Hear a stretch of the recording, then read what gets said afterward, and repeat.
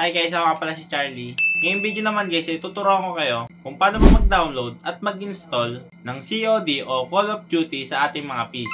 Napakadali lang nito i-download at i-install guys. At isa pa, libre lang ito laruin. Pero bago ang lahat, kung di ka pa napag-subscribe sa channel ko, mag-subscribe ka na. At pakilike na rin ang video na to guys. So tara guys, simulan natin.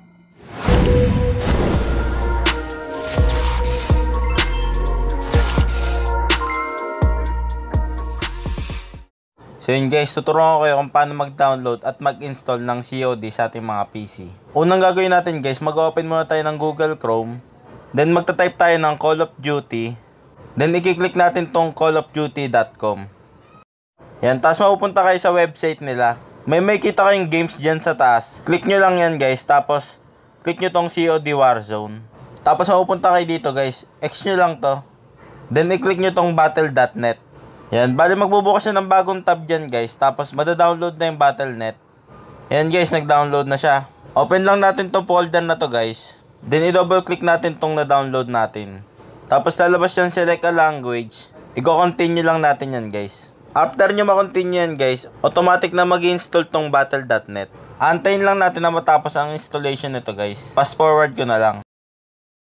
After nyo ma-install guys, magda-login na kayo sa Battle.net. Kung may account kayo guys, ay mag-login na lang kayo. Kung wala pa, ay gumawa na lang kayo ng account. Sa akin ay gagawa muna ako ng account. Fast forward ko na lang guys. Yan guys, kapag nakapag-login na kayo guys, mapupunta kayo dito sa Battle.net. Kung saan, dito natin libre malalaro ang COD. Next lang natin to or skip.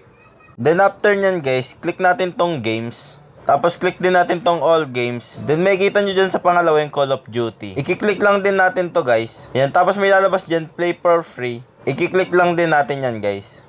Yan, tapos pagka-click nyo guys, i-verify nyo lang yung birth date ninyo. Yan, tapos kapag lumabas yan guys, continue nyo lang to guys. Then start install.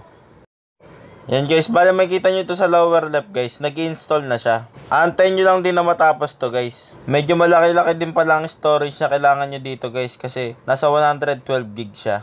After nyo ma-install yan guys, pwede na kayong maglaro. Sana ay may natutunan kayo sa video ko ngayon. So again guys, ganun lang kadali mag-download at mag-install ng COD sa ating mga PC. Kung may katanungan kayo guys, mag-comment na lang kayo sa ibaba at sasagutin ko ang lahat ng yan. Sana ay may natutunan kayo sa video ko ngayon. And kung nagustuhan nyo itong video na to, pakilike na ng video na to. And pakisubscribe na rin ng channel ko guys, para mas ganahan pa ako gumawa ng mga gitong content. Yun lang guys, hanggang sa muli. Bye bye!